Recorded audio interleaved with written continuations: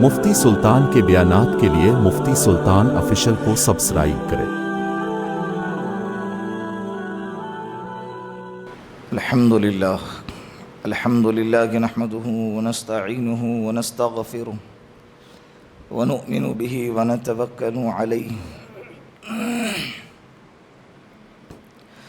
ونعوذ بالله من شرور أنفسنا ومن سيئات أعمالنا من يهده الله فلا مضل له ومن يضلله فلا هادي له ونشهد أن لا إله إلا الله وحده لا شريك له ونشهد أن سيدنا وسندنا وحبيبنا ومولانا محمدا عبده ورسوله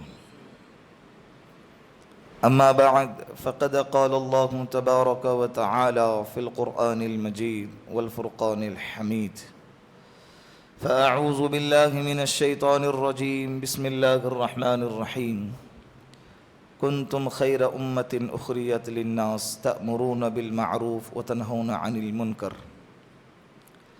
وقال النبي صلى الله عليه وسلم كاد الفقر أن يكون كفرا وكاد الحسد أن يغلب القدر أو كما قال عليه الصلاة والسلام صدق الله المولانا العظيم وصدق رسوله النبي الكريم ونحن على ذلك من الشاهدين والشاکرین والحمد للہ رب العالمین۔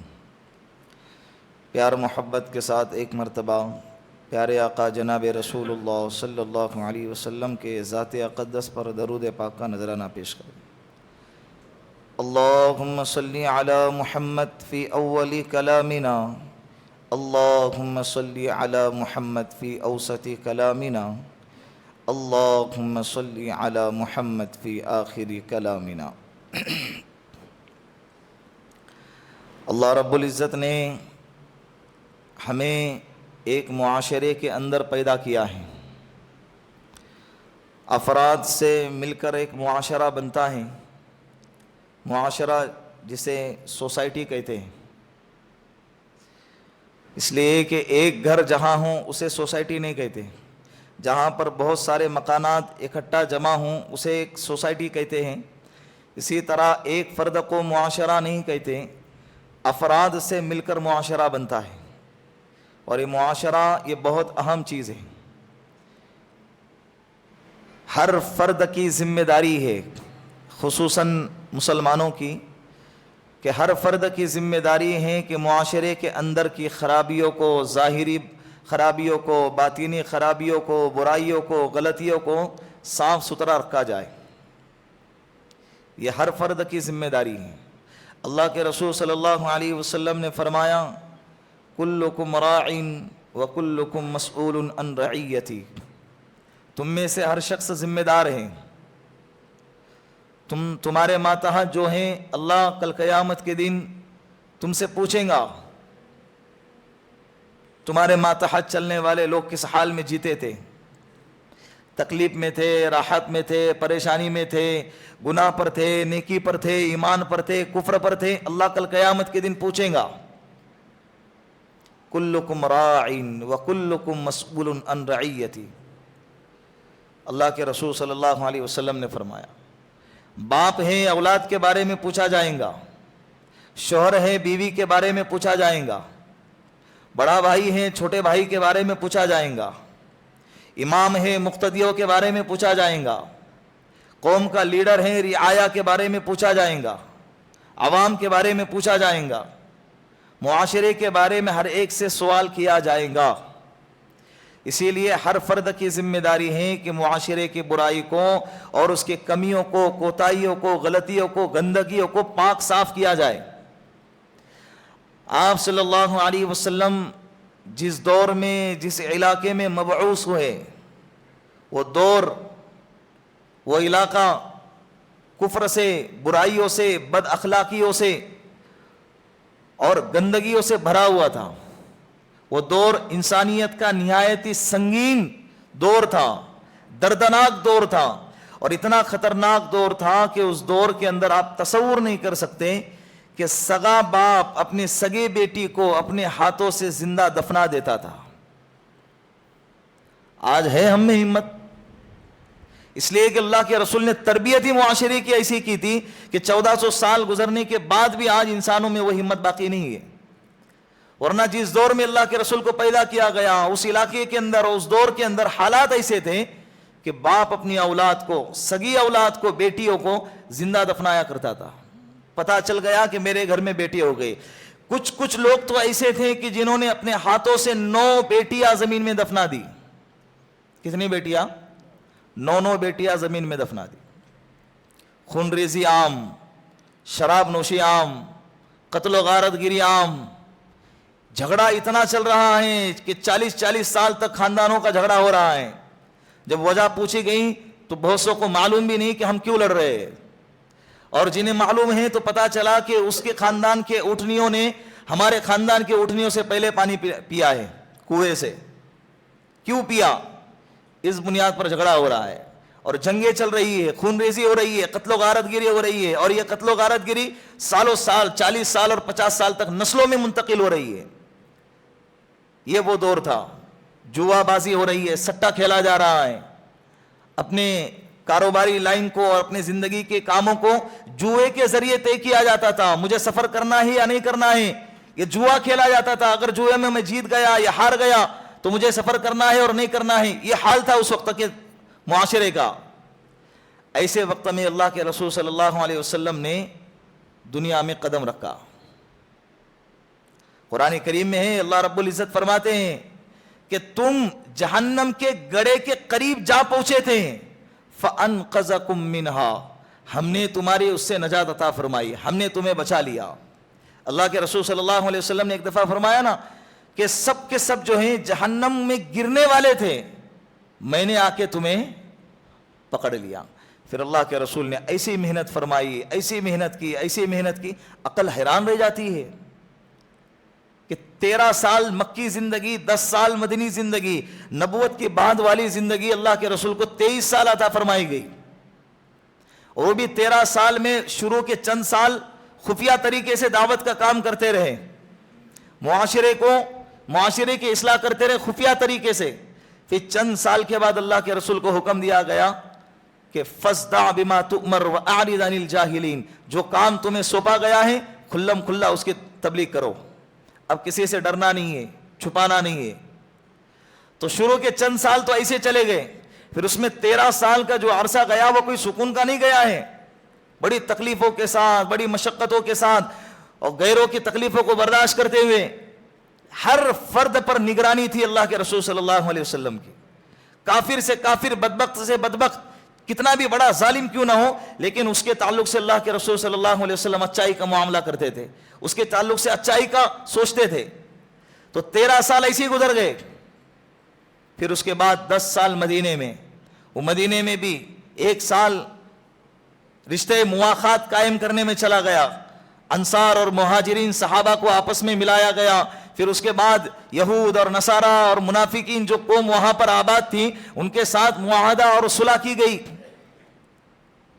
ایگریمنٹ کیا گیا کہ تم ہم سے نہیں لڑو گے، ہم تم سے نہیں لڑیں گے، اور جو بھی ہم سے لڑیں گا تم اس کا ساتھ نہیں دو گے، جو تم سے لڑیں گا ہم ان کا ساتھ نہیں دوں گے۔ یہ تاکہ اندر سے حفاظت ہو سکے، باہر سے آنے والا دشمن ہے، ہم باہر جا کے لڑیں گے، لیکن اگر دشمن اندر ہی رہا تو پریشانی کا سبب ہوگا۔ تو 1 سال تو اس میں گزر گیا، پھر دوسرا سال غزوہ بدر، تیسرا سال غزوہ احد۔ غزوہ احد میں 70 صحابہ شہید ہو گئے، اس میں حضرت حمزہ رضی اللہ عنہ بھی تھے، اللہ کے رسول کے سگے چچا۔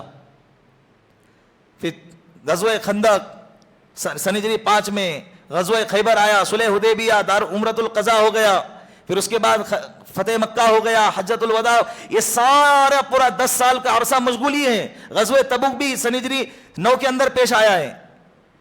تو اتنے کم وقت کے اندر اللہ کے رسول صلی اللہ علیہ وسلم نے صحابہ کی ایسی تربیت فرمائی، ایسی اصلاح فرمائی کہ اللہ کے رسول صلی اللہ علیہ وسلم نے بھی، اور قرآن کریم میں بھی اللہ نے کہہ دیا کہ قیامت تک کے آنے والے لوگوں کے لیے یہ صحابہ نمونہ ہے۔ کیا ہے؟ اب نمونہ بنایا گیا۔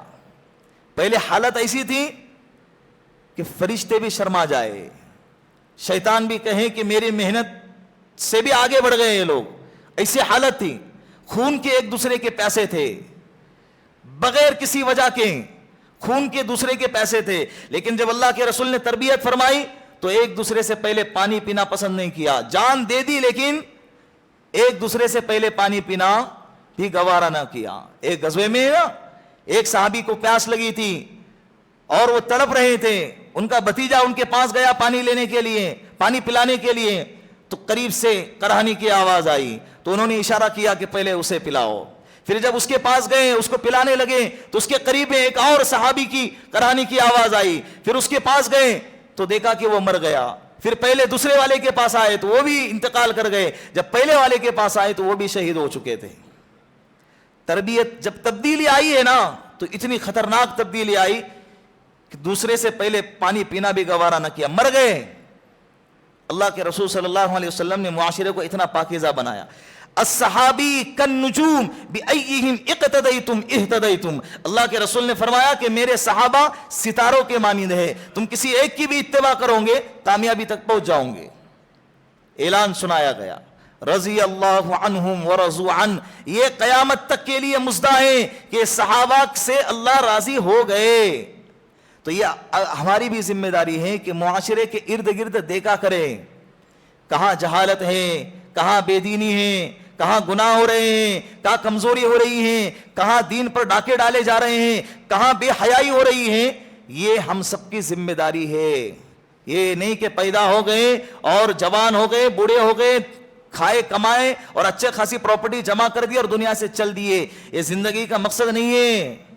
اللہ رب العزت نے قرآن کریم میں تعریف فرمائی ہے کنتم خیر امت اخرجت للناس تأمرون بالمعروف وتنہون عن المنکر, کہ تم بہترین امت اسی وقت بنو گے جب دوسروں کی بھلائی کا کام کرو گے.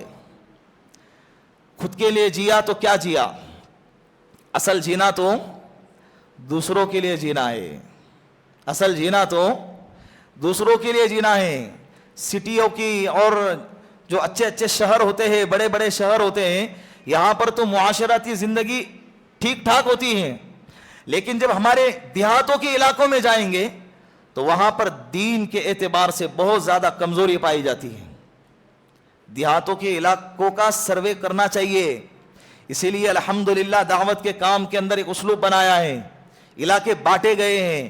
ماہانہ 3 دن لگانا ہے تو 3 دن جماعتوں کے لیے باقاعدہ رخ طے کیا گیا ہے, تمہیں فلاں علاقہ دیا گیا, فلاں دیہات دیا گیا, یعنی دیہات والوں کی بھی فکر کی گئی ہے. اس لیے کہ پوری دنیا میں پورے روئے زمین پر جہاں جہاں بھی مسلمان بستا ہے وہ ہمارا بھائی ہے, وہ ہمارا کیا ہے, بھائی ہے. ہمارے معاشرے کے اندر 3 چیزوں کی بہت زیادہ کمی پائی جاتی ہے, حالانکہ اسی 3 چیزوں کے اندر ہمیں مضبوط بننے کی ترغیب دی گئی ہے. احادیث کے اندر اور شریعت مبارکہ کے اندر ہمیں ان 3 چیزوں پر ترغیب دی گئی کہ مسلمانوں کے معاشرے میں ان 3 چیزوں میں مضبوط ہونا چاہیے. تو آج ارادہ کریں انشاءاللہ سب سے پہلے ہم اپنے اندر وہ 3 چیزیں مضبوطی کے ساتھ پیدا کریں گے, اور اس کے بعد انشاءاللہ دیہاتوں کا بھی سروے کر کے ان پر بھی توجہ دیں گے. نمبر 1 دینداری, نمبر 2 مالداری, اور نمبر 3 ایجوکیشن, پڑھائی لکھائی. تعلیم کے اندر بھی مسلمانوں کو سب سے آگے ہونا چاہیے. تو دینداری, اللہ کے رسول صلی اللہ علیہ وسلم نے فرمایا کہ دینداری کے اندر اپنے آپ کو مضبوط بنایا کرو, اس لیے کہ اللہ کے رسول نے فرمایا تنکح المرأة لأربعین ولمالها ولجمالها ولحسبها ولدینها فاظفر بذات الدین تربت یداک. میری امت 4 بنیاد پر نکاح کریں گی, مالداری کے بنیاد پر, خوبصورتی کے بنیاد پر, اور حسب نسب اور خاندان کے بنیاد پر نکاح کریں گی, اور دینداری کے بنیاد پر نکاح کریں گی. اے میری امت تم دینداری کو ترجیح دینا. جب دیندار گھرانے سے دیندار لڑکی, دیندار عورت جب گھر میں آئیں گی تو اس سے پیدا ہونے والی اولاد بھی دیندار بنے گی, وہ گھرانہ بھی دیندار ہوگا, وہ خاندان بھی دیندار ہوگا, اور نسلیں بھی دیندار بنیں گی, اور معاشرہ بھی دیندار بنے گا.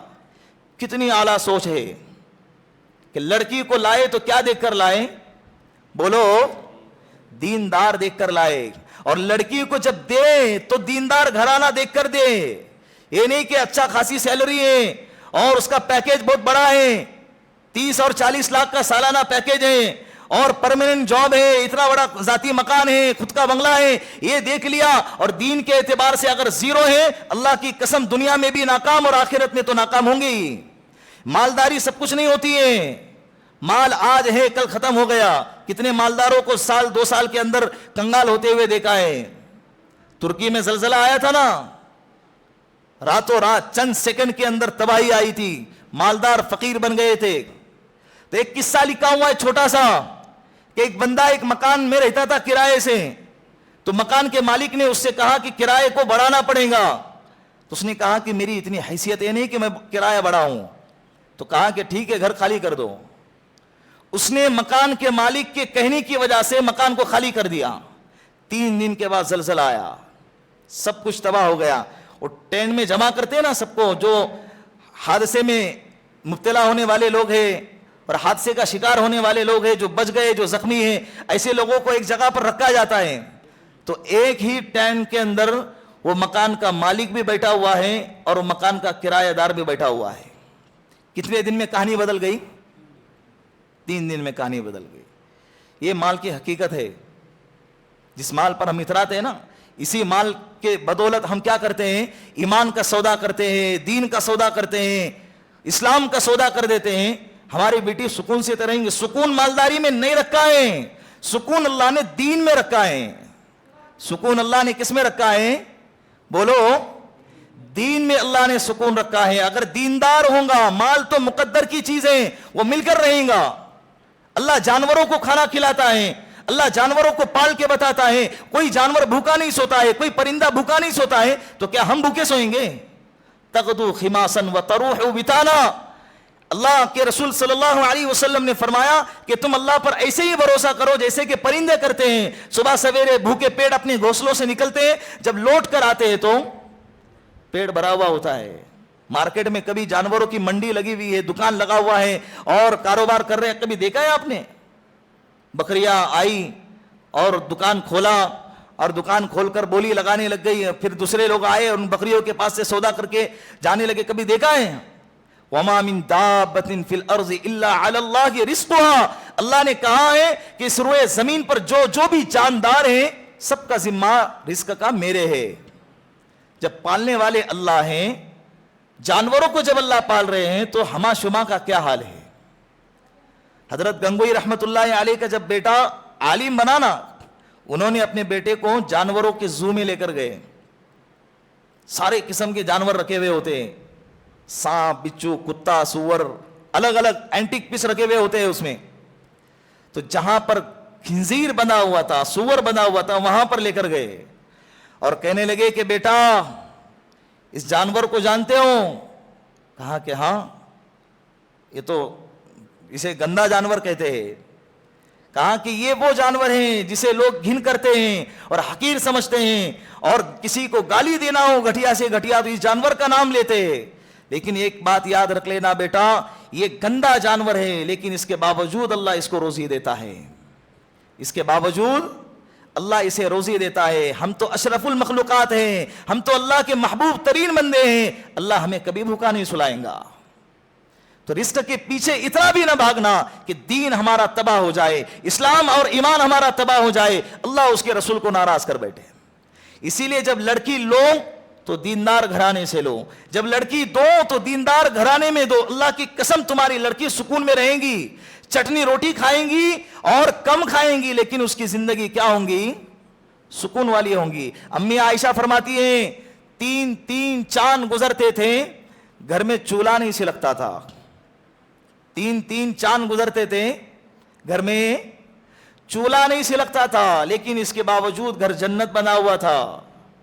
اس کے باوجود گھر کیا تھا؟ آج ہمارے گھر سے ایک دن کا راشن اگر لیٹ آ گیا اور ضرورتوں کا سامان اگر دیر سے آ گیا تو برتنوں کے پھینکنے کی آواز آتی ہے. گھروں کے اندر آواز آتی کہ نہیں آتی ہے؟ اس سے سمجھ جانا کہ کچھ تو گڑبڑ ہو گئی ہے. تو اس کی وجہ کیا ہے؟ کہ گھر کے اندر دینداری نہیں ہے, دینداری ختم ہو گئی ہے. اسی لیے غیروں نے ریسرچ کر یہود و نصارہ نے, ہندوؤں نے باقاعدہ اس پر محنت کر کے لڑکیوں کو ٹارگٹ کیا.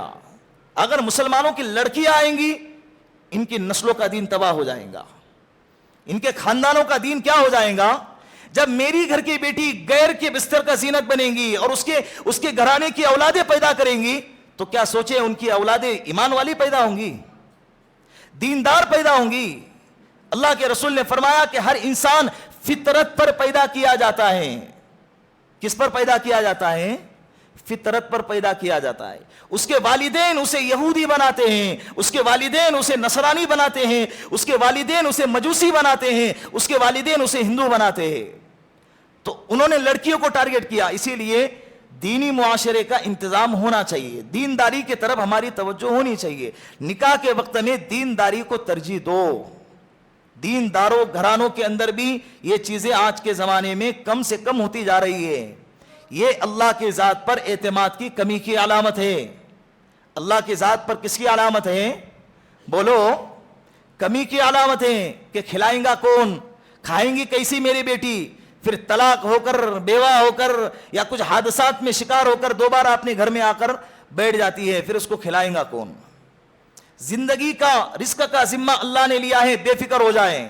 اسی لیے دیندار گھرانہ بنائیں, اپنے معاشرے کو دیندار بنائیں. کیا بنائیں؟ برائیوں کو, بے دینی کو, بے حیائی کو اپنے معاشرے سے ختم کرے. دوسرے نمبر پر مالدار بننے کی کوشش کرے. دین پہلے ہے, دوسرے نمبر پر کیا ہے؟ مالدار. اللہ کے رسول صلی اللہ علیہ وسلم نے فرمایا کاد الفقر ان یکون کفرا وکاد الحسد ان یغلب القدر, کہ فقر ایسی چیز ہے, محتاجگی اور غریبی ایسی چیز ہے کہ انسان کو کفر تک پہنچا دیتی ہے. غربت بہت خطرناک ہے.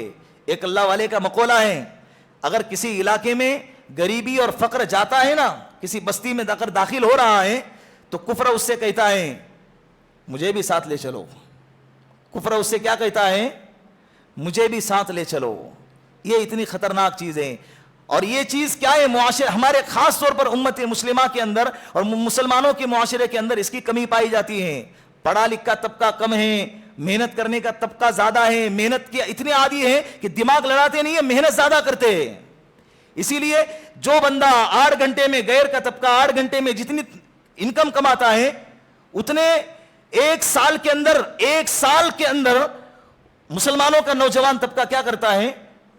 1 سال کے اندر اتنی انکم کماتا ہے. تو مالداری کے اللہ کے رسول نے فرمایا کہ مجھے تمہارے مالداری سے ڈر نہیں ہے, تمہارے فقر سے ڈر ہے. اسی لیے کہ فقر بہت ساری برائیوں کو جنم دیتی ہے.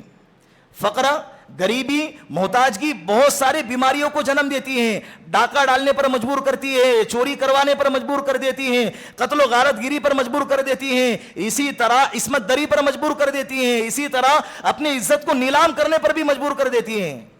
یہ فقر. اگر مالداری ہے, مال ہے, مالداری کا مطلب یہ نہیں کہ بہت زیادہ ریل پیل ہوں, جائیداد ہوں, گاڑیاں ہوں, بنگلے ہوں, اس کا مطلب یہ نہیں. مالداری کا مطلب یہ ہے کہ اتنا مال تو آ جائے کہ ہماری توجہ, ہماری تمنائیں, ہماری نظریں غیروں کے مال پر نہ پڑے. مالداری کا مطلب یہ ہے. تو عورتوں کو بھی اپنی عزت کو نیلام کرنا پڑتا ہے فقر کی وجہ سے. اسی وجہ سے دیکھیں نا, دیہاتوں کے اندر خاص طور پر اور چھوٹے چھوٹے شہروں کے اندر غربت کا ماحول زیادہ پایا جاتا ہے. اور مسلمانوں کا حال یہ ہے کہ شہروں کے اندر مالدار سے مالدار ہوتے جا رہے ہیں, اور چھوٹے شہروں کے اندر اور دیہاتوں کے اندر غریب کا طبقہ غریب سے غریب تر ہوتا جا رہا ہے. ان کی طرف کسی کی توجہ نہیں ہے. اسی لیے دیہاتوں کے اندر, دیہاتی علاقوں کے اندر آپ کو قادیانی زیادہ ملیں گے, آپ کو شکیلی زیادہ ملیں گے, آپ کو عیسائیت زیادہ ملیں گے. اس لیے کہ ان لوگوں کی محنت سب سے زیادہ دیہاتی علاقوں کے اندر پائی جاتی ہے. دیہاتوں میں جاتے ہیں, اسکول کھولتے ہیں, ہاسپٹل کھولتے ہیں, اور ان کے صحت کا, ان کی بیماری کا, ان کے علاج کا انتظام کرتے ہیں. سامنے والا بندہ مجبور ہو جاتا ہے, احسان تلے دب جاتا ہے, اور احسان کے نتیجے میں ان الانسان عبد الاحسان, انسان احسان کا غلام ہوتا ہے, فوراً اپنے مذہب کو تبدیل کر دیتا ہے. دین کے اعتبار سے مضبوط ہوتے نہیں ہے, ان کی پرورش دیندار گھرانے میں ہوئی نہیں ہے, بس نام رکھا ہے مسلمان, عبد الرحمن, عبد الرحیم, عبداللہ نام رکھا ہے, اور بڑے ہو گئے.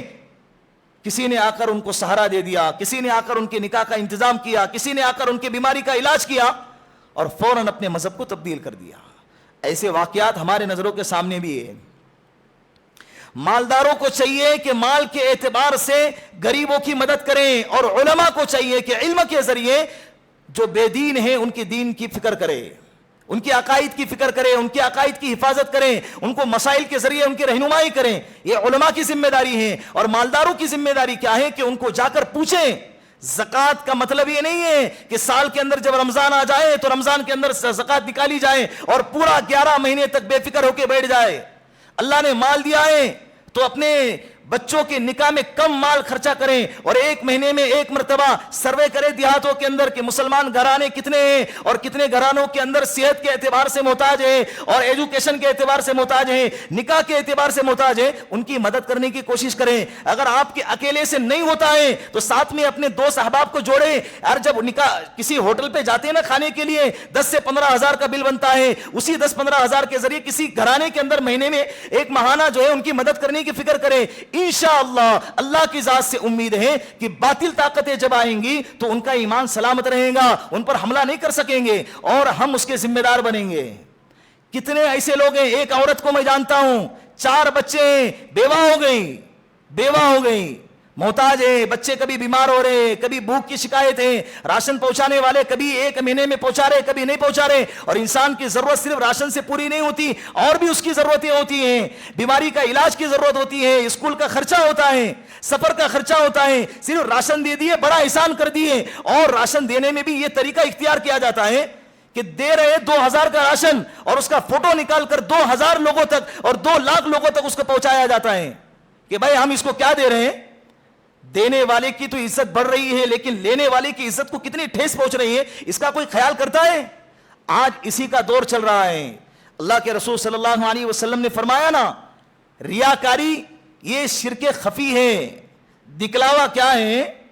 بولو, چھوٹا شرک ہے. اسی لیے اللہ کے لیے کریں. فَمَن يَعْمَلْ مِثْقَالَ ذَرَّةٍ خَيْرًا يَرَى وَمَن يَعْمَلْ مِثْقَالَ ذَرَّةٍ شَرًّا يَرَى. قرآن کہتا ہے چھوٹی سی چھوٹی نیکی بھی اگر تم چھپ کے کرو گے نا اللہ اس کو ظاہر کرے گا. اللہ کو ظاہر کرنے دو, تم کیوں ظاہر کر رہے؟ کرنے دو. جب اللہ ظاہر کریں گے اس میں عزتیں ہوں گی. تم ظاہر کرنے کی کوشش کرو گے اللہ کی قسم ذلیل ہو جاؤں گے. عزت جب اللہ کی طرف سے آتی ہے تو وہ عزت کامیابی کی علامت ہوتی ہے, اور جب عزت ہم خود چاہنے کی کوشش کرتے ہیں تو وہ عزت ذلت کا سبب بنتی ہے. چند پیسوں کی کیا مدد کرتے ہیں, ہاسپٹل کا خرچہ کیا اٹھاتے ہیں, باقاعدہ اس کو سوشل میڈیا پر وائرل کر دیتے ہیں, انٹرنیٹ پر وائرل کر دیتے ہیں, اپنے اسٹیٹس پر لگا دیتے ہیں. تمہارے جاننے پہچاننے والے ہیں تو اس کے بھی تو جاننے والے ہیں. تو کتنے ایسے لوگ ہیں جو آتے ہیں سامنے, لیکن کتنے ایسے جو نہیں آتے ہیں کہ بھائی جب لینے کے لیے جاؤں گا تو یہ مجھے میری عزت کو سب کے سامنے نیلام کریں گا. ہوتا ہے یا نہیں ہوتا ہے؟ بولو یہ ہو رہا ہے کہ نہیں؟ ارے تیرا تو نام بنے گا, لوگ تیری واہواہی کریں گے, لوگ تیری تعریف کریں گے, لیکن جس نے لیا ہے وہ اپنے خاندان میں منہ دکھانے کے لائق نہیں رہتا ہے. پھر آئندہ وہ کیا کریں گا؟ ضرورت ہوں گی اس کے باوجود تمہارے سامنے نہیں آئیں گا. ایسا ہی ہوگا نا. تو اللہ کے واسطے اخلاص کے ساتھ اللہ کے بندوں کی مدد کرے. تو ان کے مہینوں کے راشن کا انتظام کرے. پوچھے کہ تمہارے بچوں کے بیماریوں کا کوئی مسئلہ تو ہے نہیں, تمہارے بچوں کے ایجوکیشن کا مسئلہ تو کچھ ہے نہیں. اللہ نے آپ کو مال دیا ہے, اللہ نے ضرورت سے زیادہ اگر آپ کو مال دیا ہے اس مال کو اٹھا کر مسلمان قوم کے بچوں کے ایجوکیشن کے ترقی میں لگائے. آگے چل کے وہی قوم کی ترقی تمہارے بچوں کے ایمان کی حفاظت کا ذریعہ بنیں گی. جب کوئی کمزور ہوتا ہے نا وہ جلدی سے اپنے ایمان کو چھوڑ دیتا ہے. مال میں اگر کوئی بندہ اچھا خاصا ہو, پوزیشن میں اگر اچھا خاصا ہو تو ایسا بندہ جلدی سے ایمان نہیں چھوڑتا ہے. الحمدللہ وہ مضبوط ہوتا ہے. دینداری کے اعتبار سے, مالداری کے اعتبار سے جب بندہ مضبوط ہوگا, باطل طاقتیں کتنا بھی حملہ کرے الحمدللہ اور انشاءاللہ وہ اپنی جگہ سے ہلے گا نہیں. اسی لیے اپنی قوم کو آگے بڑھانے کی فکر کرے. بھوری سماج میں ہوتا ہے نہیں, اگر ان کے قوم کے اندر کوئی ایک فرد بھی اگر کمزور ہو گیا معاشی اعتبار سے, کاروباری لائن کے اعتبار سے, فوراً سارے افراد جمع ہوتے ہیں اور اس کو کھڑا کرنے کی کوشش کرتے ہیں. لیکن افسوس کی بات ہے کہ ہمارے معاشرے میں یہ حال ہے, اگر کوئی ایک بندہ ترقی کرنے کی کوشش کرتا ہے تو چند افراد جمع ہو جاتے ہیں اور اس کو پکڑ کے نیچے کھینچتے. یہ بندہ کیوں آگے بڑھ رہا ہے؟ یہ بندہ جب نیچے آئے گا تو وہ اکیلا نیچے نہیں آئے گا, ہماری پوری قوم نیچے آئیں گی, ہماری قوم کی عزت نیچے آئیں گی. اسی لیے دوسروں کو آگے بڑھائے, اپنے خاندان کو آگے بڑھائے, اپنے معاشرت کو آگے بڑھائیں. پھر اس کے بعد تیسرے نمبر پر ایجوکیشن, پڑھائی لکھائی ہے. 10ویں پڑھائی چھوڑ دیے, 12ویں پڑھائی چھوڑ دیے, اپنے بچوں کو ڈاکٹر بنائیں، اپنے بچوں کو انجینئر بنائیں. اللہ نے آپ کو استطاعت دی ہے، 2 وقت کا 3 وقت کا کھانا ہے، 1 وقت کا کم کھائیں، 2 وقت کا ہی کھائیں. اور اپنے بچوں کے شادی میں 10 لاکھ کا خرچہ ہے، 1 لاکھ میں شادی کر کے 9 لاکھ اپنے بچوں کے ایجوکیشن میں لگائیں. جب اولاد کے نکاح کے لیے جب تم قرضہ لے سکتے ہو تو ایجوکیشن کے لیے لے لیجئے، دوسروں سے مدد کیجئے. اور اگر اللہ نے آپ کو مال دیا ہے، آپ جمع ہو جائیں اور غریب بچوں کے ایجوکیشن کے ترقی کے لیے میں آپ سے اللہ کا واسطہ دے کر کہتا ہوں، ان کی ترقی کے لیے، ان کے پڑھائی لکھائی کے لیے اپنے مال کو خرچ کریں. اللہ آپ کو اس کا دنیا میں بھی اجر دے گا انشاءاللہ، اور قیامت کے دن تو دے گا ہی دے گا. تو کریں گے نا انشاءاللہ. اللہ کے رسول علامہ اقبال کہتے ہیں حیرت ہے، علامہ اقبال کہتے ہیں حیرت ہے، تعلیم اور ترقی میں یہ قوم ہے پیچھے. حیرت ہے، تعلیم اور ترقی میں یہ قوم ہے پیچھے، جس قوم کا آغاز ہی اقرا سے ہوا تھا. قرآن کریم کی آیت الف لام میم سے لے کر والناس تک 30 پارے 114 سورتیں، 6666 آیتیں ہیں. ان آیتوں میں توحید کی آیتیں ہیں، رسالت کی آیتیں ہیں، قیامت کی آیتیں ہیں، پل صراط کی آیتیں ہیں، جنت جہنم کا تذکرہ ہے. ان تمام آیتیں اہم ہیں، لیکن اس کے باوجود اللہ رب العزت نے ہمارے آقا جناب رسول اللہ صلی اللہ علیہ وسلم کے قلب اطہر پر جس آیت کو سب سے پہلے نازل فرمایا، وہ آیت کون سی تھی؟ بولو، معلوم نہیں ہے؟ اتنا بڑا مجمع یار، بولو. آج بولے بغیر چھوڑوں گا نا میں، ٹائم ہو جائے چلیں گا. بولو کون سی آیت تھی سب سے پہلے جو نازل ہو گئی؟ کون سی؟ اقرا بسم ربک الذی خلق. پڑھ تو اپنے رب کے نام سے. گویا کہ اللہ اس امت کو اور اپنے بندوں کو پڑھتا ہوا دیکھنا چاہتے ہیں. اور یہی قوم تعلیم اور ترقی میں کیا ہے؟ اسکولیں ان کی زیادہ، کالج ان کے زیادہ، سسٹم ان کے بنے ہوئے ہیں، اور ہمارا مسلمان طبقہ اس میں زیرو ہے. 1000 اسکول ہیں، اس میں سے 1 اسکول مسلمان کے ہوں گے، وہ بھی تعلیمی معیار کے اعتبار سے اتنی کمزور ہوں گی کہ اس کا وہاں پہ پڑھانے والوں کے بچے بھی وہاں پر تعلیم حاصل نہیں کرتے. میں اس اسکول میں ٹیچر ہوں اور میرا بچہ دوسرے اسکول میں جا کے پڑھ رہا ہے. اس سے کیا میسج ملتا ہے؟ کہ یہ اسکول تعلیمی اعتبار سے برابر نہیں ہے. سیدھی بات ہے نا. تو 1000 میں 1 اسکول مسلمانوں کی، اس میں بھی تعلیمی معیار گھٹا ہوا ہے، اور سارے کے سارے اسکول عیسائیوں کی، یہودیوں کی اور غیروں کی بنی ہوئی ہے، اور ہمارے بچے 8 گھنٹے ان کے پاس جھونک دیے. اب وہ سکھا رہے ہیں ہاتھ ایسے کر کر کھانا کھاؤ، پہلے یہ فلا فلا منتر یاد کراؤ. بچوں کو یاد ہو جاتے ہیں منتر. اللہ رب العزت نے چھوٹے بچوں کا جو ذہن ہے نا بہت زیادہ تیز رکھا ہوا ہے، جو سنتے ہیں یاد ہو جاتا ہے. جس طرح سے بچوں کے دل پر ہونے والی، نقش ہونے والی جو چیزیں ہیں، یہ پتھر پر لکھنے والی چیزوں کی طرح ہوتی ہیں جو کبھی مٹتی نہیں ہیں. باقاعدہ ان کے سامنے منتر پڑھوائے جاتے ہیں. غیر ہیں تو وہ کیا جاتا ہے، اگر عیسائی ہیں تو عیسائی اعتبار سے اپنے عقائد کو ان کے ذہنوں میں تھوپا جاتا ہے. اور ماں باپ بالکل غافل ہیں. بیٹا تجھے کیا پڑھا ہے، کیا ہوا؟ اور مجبور ہیں، اس لیے کہ مسلمانوں نے سسٹم بنایا ہی نہیں ہے. ہمارے معاشرے نے ایجوکیشن کا سسٹم کیا کیا نہیں ہے؟ بنایا ہی نہیں ہے. اسی لیے اپنے نکاحوں پہ خرچہ کم کریں، اور گھومنے پھرنے پر خرچہ کم کریں. شادیوں پر، ولیموں پر اور بڈوں پر لاکھوں روپے اڑاتے ہیں. اللہ تم سے پوچھیں گا، کہاں جواب دوں گے؟ اللہ نے مال دیا ہے، آزاد نہیں ہے. اس مال کے مالک تو اللہ ہے. اصل میں اللہ نے ہم کو عاریتن مال دیا ہے کہ دیکھیں میرا بندہ کیا کرتا ہے، اور ہم دیکھو کیا کر رہے ہیں، عیاشی میں اڑا رہے ہیں. زیادہ مال گئے، دبئی گئے، بحرین گئے، قطر گئے گھومنے کے. پھر ایک بندہ جانتا ہوں میں، قطر میں فیفا ورلڈ کپ دیکھنے کے لیے گیا تھا. کوئی اور غرض نہیں، وہ ورلڈ کپ دیکھنے کے لیے بندہ کہاں گیا؟ ابھی جانے آنے کھانے پینے میں لاکھ روپے تو خرچہ ہو گیا ہوگا نا. یوں ہی اللہ نے، ارے وہ 1 لاکھ روپے میں کسی کی زندگی کا سامان بن جاتا ہے. کتنے لوگ خودکشی کرتے ہیں، اس کے سر پر 50,000 کا قرضہ ہوتا ہے. 50,000 کا سر پہ قرضہ ہے، نہیں دے سکتا ہے، بندے نے خودکشی کر کے اپنی جان دے دی. اور تم وہی 50,000 اور 1 لاکھ روپے اپنی عیاشی میں اڑا رہے ہیں. اللہ پوچھیں گے نہیں؟ ہم آزاد نہیں ہیں. الحمدللہ ہم آزاد نہیں ہیں. اور ہم کو ایسی آزادی چاہیے بھی نہیں کہ جس آزادی کے بعد قید ہو، جس جوانی کے بعد بڑھاپا ہو، جس صحت کے بعد بیماری ہو، جس زندگی کے بعد موت ہو، جس خوشی کے بعد غم آنے والا ہو. ایسی آزادی ہم کو، بولو، ہم کو ایسی آزادی چاہیے بھی نہیں ہے. کل قیامت کے دن جنت میں جب جائیں گے، الحمدللہ وہ آزادی ہے जन्नतियों खुश हो जाओ, अब जिंदगी तुम्हारे लिए हमेशा है, मौत कभी ना आएंगी, सेहत हमेशा है, कभी बीमारी ना आएंगी, और जवानी हमेशा है, कभी बुढ़ापा।